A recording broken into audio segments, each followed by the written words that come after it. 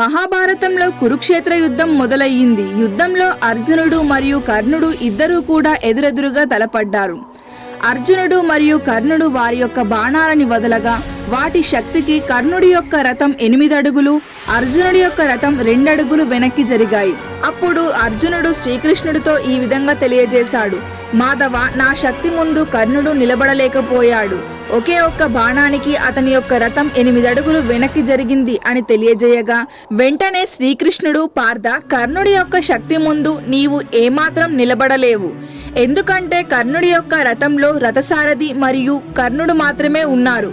మన యొక్క రథంలో నీవు, సాక్షాత్తు ఆ మహావిష్ణువు అయినటువంటి నేను మరియు మనకు తోడుగా ఉండే ఎంతో బలశాలి అయినటువంటి ఆ ఆంజనేయుడు మనతో ఉన్నాడు.